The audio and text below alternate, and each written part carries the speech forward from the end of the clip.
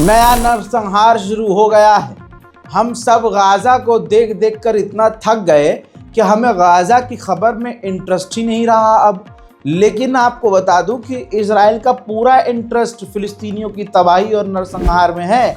Gaza के अंदर Israel ने बमबारी कुछ समय के लिए रोकी है, जिसको सीज़ फायर कहा जा रहा है। बताना चाहूँगा, इधर उसने सिर्फ जनवरी से अब तक फ़िलिस्तीन के वेस्ट बैंक में जनवरी से अब तक 70 फ़िलिस्तीनियों को शहीद कर दिया, 70 फ़िलिस्तीनियों को मार दिया, हज़ारों फ़िलिस्तीनी घायल हो गए। और आंकड़े लेकर आया हूँ आपके सामने। आंकड़े ये हैं कि जो जनीन का इलाका है वेस्ट बैंक के अंदर, वहाँ उसने लगभग 70% लोगों को भगा दिया है। 70, ये रिपोर्ट देखिए, ये फ़िलिस्तीनियों के द्वारा जारी किए गए आंकड़े हैं।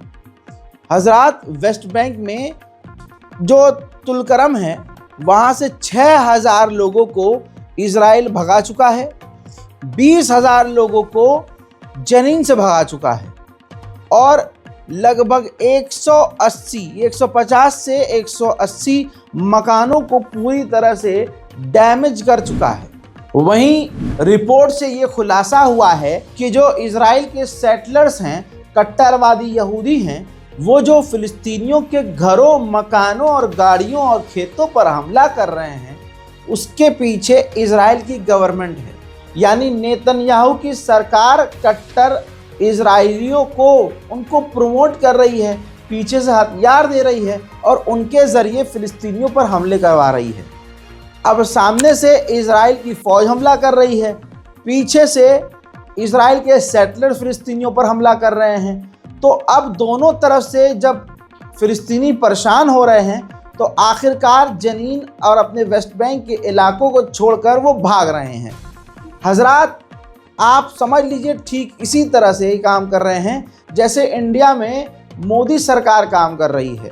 सामने से प्रशासन मुसलमानों को पीटता है और पीछे से बहुसंख्यक समाज मुसलमानों को ज़बरदस्ती फंसाते हैं। वेस्ट बैंक में कोई जंग नहीं हो रही है, वेस्ट बैंक में एक तरफा नरसंहार हो रहा है।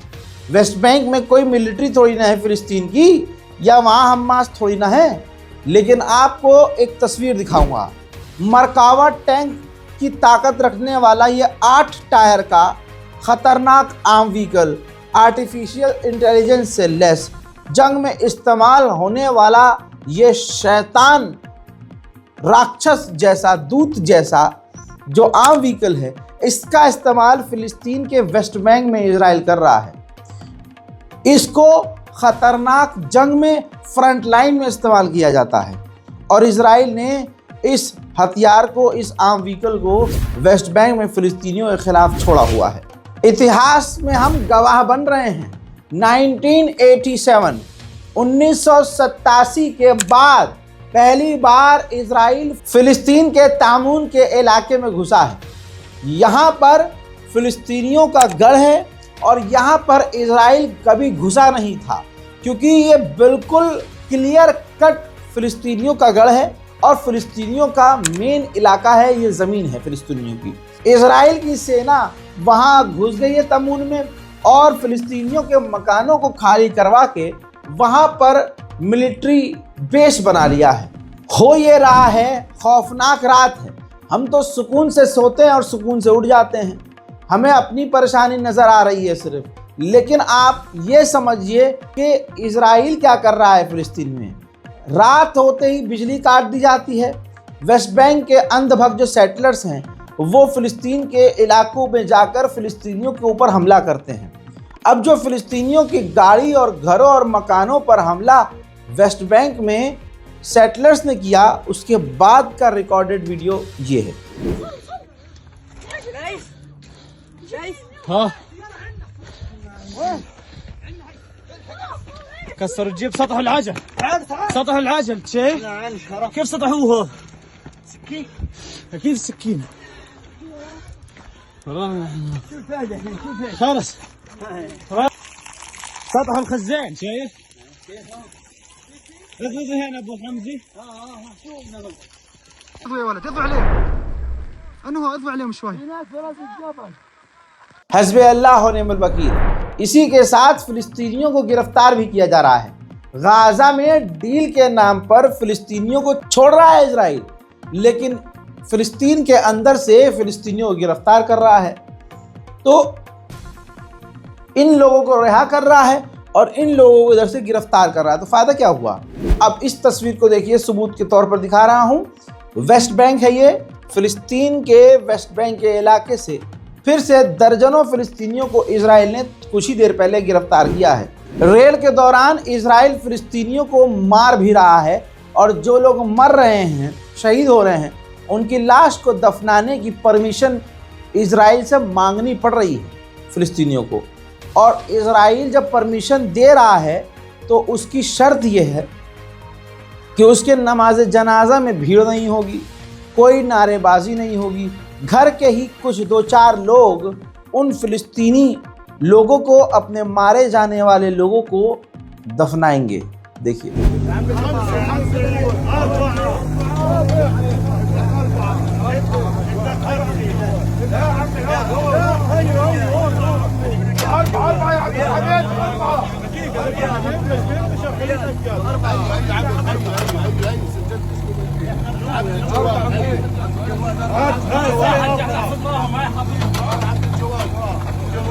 كيف اللي بالنص؟ كيف اللي بالنص؟ تعرفوا نوعية.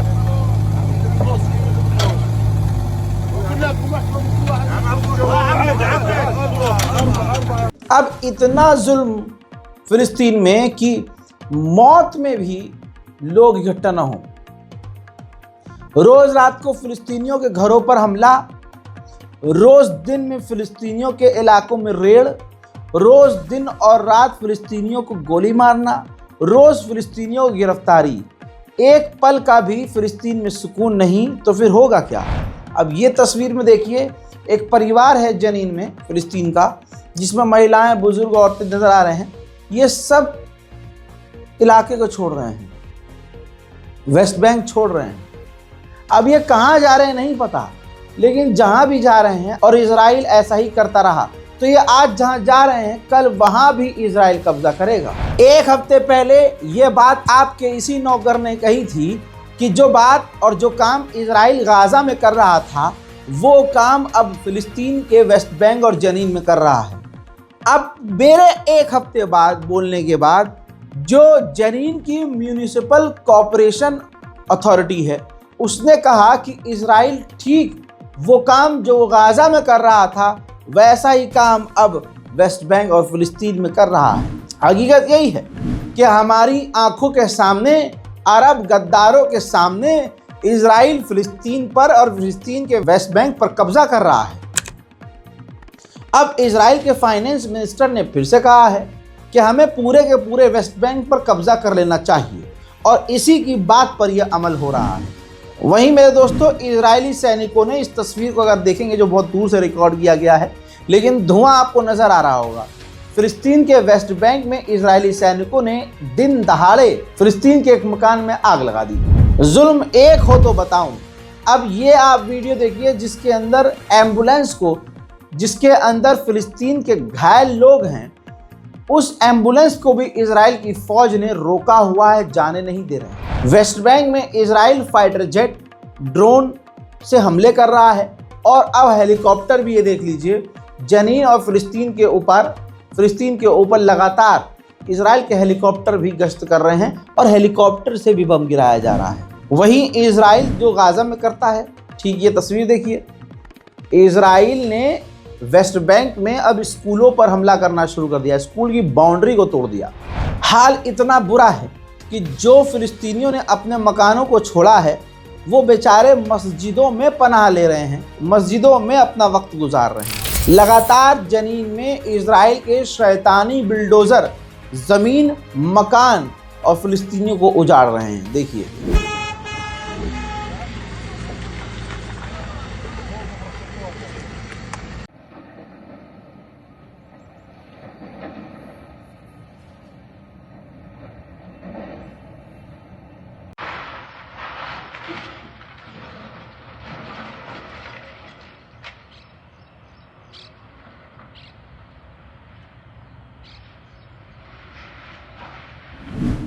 हस्बी अल्लाह व निअमल वकील।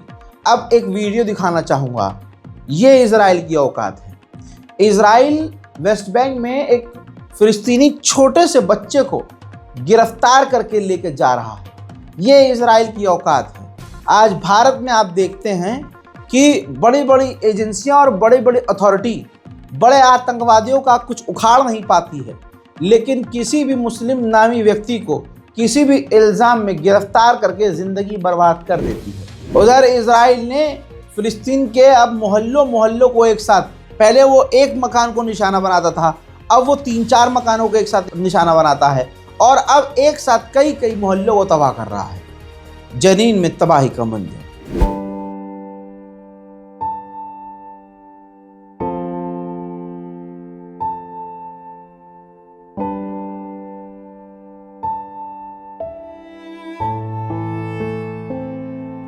वहीं सफेद सुअर ने इजराइल के कब्जा करने की नीति को सही बताया। सफेद सुअर से मेरा तात्पर्य है डोनाल्ड ट्रंप। डोनाल्ड ट्रंप से जब पत्रकारों ने पूछा कि इजराइल फिलिस्तीन पर कब्जा कर रहा है वेस्ट बैंक पर, इस पर आप क्या कहेंगे, तो डायरेक्ट आंसर देने के बजाय उसने घुमा फिरा कर इजराइल को सही ठहरा दिया। उसने कहा कि जैसे ये मेरी टेबल है, ये मिडिल ईस्ट की तरह है और इस पर पड़ा हुआ एक जो पेन है मेरा, उस पेन का जो टॉप वाला हिस्सा है इजराइल उतना है, यानी एक बहुत कम क्षेत्र में है इजराइल। ये सही नहीं है।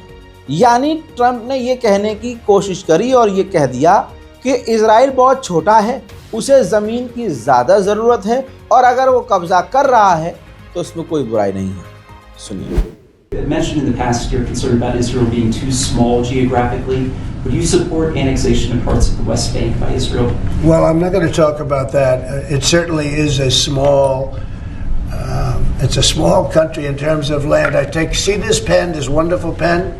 My desk is the Middle East, and this pen, the top of the pen, that's Israel.